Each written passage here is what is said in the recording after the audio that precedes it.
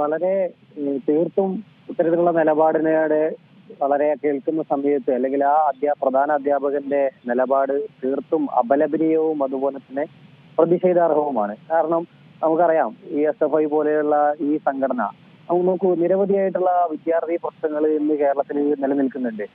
അത്തരത്തിലുള്ള പ്രശ്നങ്ങളിലോ അല്ലെങ്കിൽ അത്തരത്തിലുള്ള വിഷയങ്ങളിലോ ഒന്നും ഇടപെടാതെ തങ്ങൾ നടത്തുന്ന ഏതെങ്കിലും ഒരു പരിപാടിക്ക് വേണ്ടിയിട്ട് ആളെ കൂട്ടുവാൻ വേണ്ടിയിട്ട് ഇത്തരത്തിലുള്ള സ്കൂളുകളെ അല്ലെങ്കിൽ വിദ്യാലയങ്ങളെ ചൂഷണം ചെയ്യുന്ന ഒരു ഒരു നിലപാട് അല്ലെങ്കിൽ ഒരു കാഴ്ചയാണ് നമുക്ക് കാണാൻ വേണ്ടിയിട്ട് സാധിക്കുന്നത്.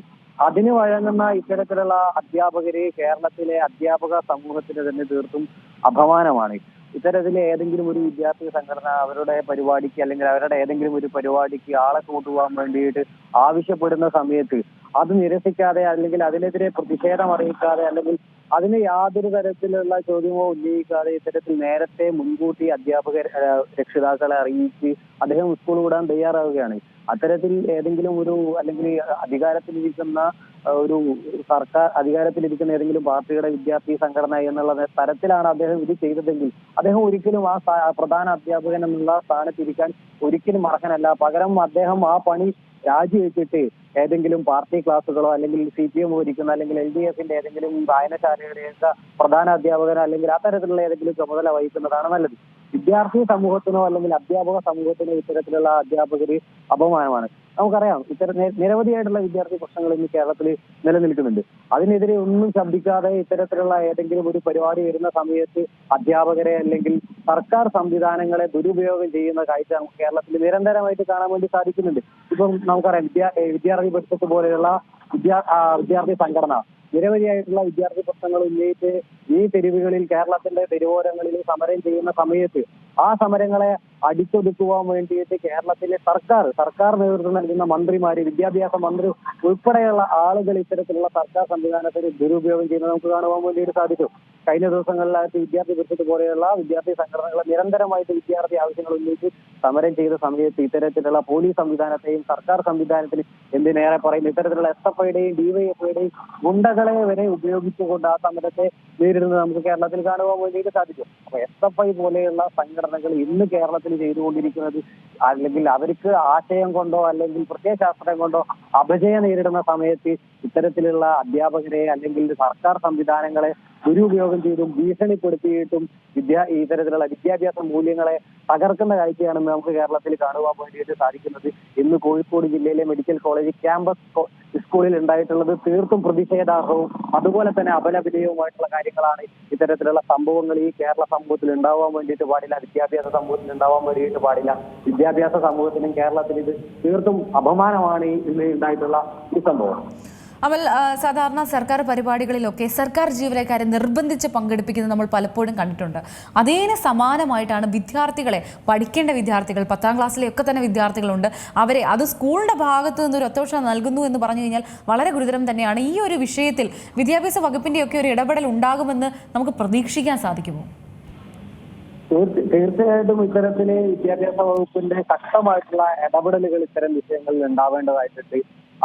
ഇത്തരത്തിലുള്ള വിട്ടുവീഴ്ചകൾ ചെയ്തു കൊടുക്കുന്ന അല്ലെങ്കിൽ ഇത്തരത്തിൽ സർക്കാരിന് വേണ്ടി സർക്കാർ ഭരിക്കുന്ന പാർട്ടിക്ക് വേണ്ടിയിട്ട് അല്ലെങ്കിൽ അവരുടെ വിദ്യാർത്ഥി സംഘടനകൾക്ക് വേണ്ടിയിട്ട് വിടുപണി ചെയ്യുന്ന ഇത്തരത്തിലുള്ള അധ്യാപകരെയും ഉദ്യോഗസ്ഥരെയും ആ ജോലിയിൽ നിന്നും മാറ്റി നിർത്തേണ്ടത് ആവശ്യമാണ്. അല്ലെങ്കിൽ ഇത്തരത്തിലുള്ള സംഭവങ്ങൾ ഇനിയും നമുക്ക് കാണേണ്ടി വരും. ഞാൻ പറഞ്ഞല്ലോ, ഒരു പക്ഷേ സർക്കാർ സ്പോൺസർ ചെയ്തിട്ട് അല്ലെങ്കിൽ സർക്കാർ നിർബന്ധിച്ച് അവരെ ഭീഷണിപ്പെടുത്തിയിട്ട് അധ്യാപകരെയും ഉദ്യോഗസ്ഥരെയും ആശങ്കപ്പെടുത്തിക്കൊണ്ട് അല്ലെങ്കിൽ അവരെ സമ്മർദ്ദത്തിലാക്കിക്കൊണ്ട് അവരുടെ ജോലിയെ തരത്തിൽ ബാധിക്കുന്ന തരത്തിലേക്ക് ഇവിടുത്തെ സർക്കാരാണ് ഇത്തരത്തിലുള്ള അല്ലെങ്കിൽ ഇവിടുത്തെ ഗവൺമെന്റ് ആണ്, LDF ആണ്, CPM ആണ് ഇത്തരത്തിലുള്ള മുഴുവൻ സംവിധാനങ്ങൾക്ക് അല്ലെങ്കിൽ ഇത്തരത്തിലുള്ള മുഴുവൻ തോന്നിവാസങ്ങൾക്കും കൂട്ടുനിൽക്കുന്നത് തന്നെ സർക്കാരാണ്.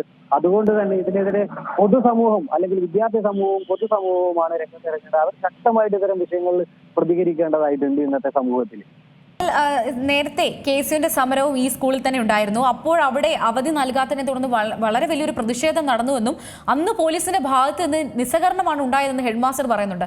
ഇതിന്റെ ഒരു ഭാഗമായിട്ടാണ് ഇപ്പോൾ അവധി കൊടുത്തതെന്ന്. പോലീസിന്റെ അടക്കം പ്രവർത്തനത്തെയാണ് ഇവിടെ ചോദ്യം ചെയ്യപ്പെടുന്നത്. പോലീസിന്റെ ഭാഗത്തു നിന്നുണ്ടായിരിക്കുന്ന നിസ്സഹകരണത്തെ അടക്കം എടുത്തു പറയുന്നുണ്ട്. അത് ഇത് തന്നെയാണ് ഞാൻ നേരത്തെ പറഞ്ഞു വന്നിട്ടുള്ളത്. നമുക്കറിയാം ഇത്തരത്തിലുള്ള പോലീസുകാരാണെങ്കിലും അല്ലെങ്കിൽ ഉദ്യോഗസ്ഥരാണെങ്കിലും ഏതെങ്കിലും ഒരു ഭരണകക്ഷി അല്ലെങ്കിൽ ഇത്തരത്തിലുള്ള ആരെങ്കിലും സ്വാധീനമുള്ള ആരെങ്കിലും ചില ആളുകളെ അവരുടെ സമ്മർദ്ദത്തിന് വഴങ്ങുകയാണ്. ഇപ്പം ഞാൻ പറഞ്ഞല്ലോ നേരത്തെ തന്നെ ചോദിച്ചു, കേരളത്തിലെ പോലീസ് ഇന്ന് എന്താ ചെയ്തുകൊണ്ടിരിക്കുന്നത്? കഴിഞ്ഞ ദിവസം PM3 പദ്ധതിയുമായിട്ട് കേരളത്തിൽ സമരം ചെയ്തിട്ടുള്ള ABVPയുടെ പ്രവർത്തകരെ തിരുവനന്തപുരത്ത് പോലീസുകാരാണ് വിളിച്ച് ഇവിടുത്തെ SFIയുടെയും CITയുടെയും DYFIയുടെയും ഗുണ്ടകൾക്ക് കാണിച്ചു കൊടുക്കുന്നത് അദ്ദേഹത്തെ മർദ്ദിക്കാൻ വേണ്ടിയിട്ട്. അദ്ദേഹത്തെ ക്രൂരമായി അല്ലെങ്കിൽ ABVP പ്രവർത്തകരെ ക്രൂരമായിട്ട് പോലീസുകാരുടെ സഹായത്തോടു കൂടി ക്രൂരമായിട്ട് മർദ്ദിക്കുന്ന കാഴ്ച കേരളത്തിൽ കാണുവാൻ വേണ്ടിയിട്ട് സാധിച്ചു. ഇങ്ങനെ അതിന് തൊട്ടു മുന്നേ ആയിട്ട് നവകേരള യാത്ര എന്ന് പറഞ്ഞുകൊണ്ട് കേരളത്തിന്റെ നമ്പർ 1 മുഖ്യമന്ത്രി ഇത്തരത്തിലുള്ള ഒരു യാത്ര നടത്തിയ സമയത്ത് അതിലേക്ക് പ്രതികരിച്ചിട്ടുള്ള ആളുകളെ നമ്മൾ ആ സമയത്ത് കണ്ടതാണ്. എന്താ ചെയ്തത്? അദ്ദേഹത്തിനെതിരെ പ്രതികരിച്ച ആളുകളെ ക്രൂരമായിട്ട് പോലീസുകാരുടെ സഹായത്തോടു കൂടി SFIയുടെ DYFIയുടെ ഗുണ്ടകൾ ക്രൂരമായിട്ട് മർദ്ദിക്കുന്ന കാഴ്ചകൾ നമുക്ക് കേരളത്തിൽ കാണുവാൻ വേണ്ടിയിട്ട് സാധിച്ചു. ഞാൻ പറഞ്ഞല്ലോ, ആശയപരമായിട്ട് പ്രത്യയശാസ്ത്രപരമായിട്ട് അപജയം സംഭവിച്ചിട്ടുള്ള ഇവിടുത്തെ ഇടതുപക്ഷ സർക്കാരും ഇടതുപക്ഷ സംഘടനകളും ഇത്തരത്തിലുള്ള സർക്കാർ സംവിധാനങ്ങളെ ദുരുപയോഗം ചെയ്യുന്ന കാഴ്ചയാണ് നമുക്ക് കേരളത്തിൽ കാണുവാൻ വേണ്ടിയിട്ട് സാധിക്കുന്നത്. ഇതിനെതിരെ പൊതുസമൂഹം വളരെ ശക്തമായിട്ടുള്ള രീതിയിൽ പ്രതികരിക്കേണ്ട കാലഘട്ടം അതിക്രമിച്ചിരിക്കുകയാണ് ഇന്ന് കേരളത്തിൽ. ഏറ്റവും പുതിയ വാർത്തകളും വിശേഷങ്ങളും വിരൽ തുമ്പിലറിയാൻ Zee മലയാളം ന്യൂസ് എല്ലാ ഡിജിറ്റൽ പ്ലാറ്റ്ഫോമുകളിലും ലഭ്യം.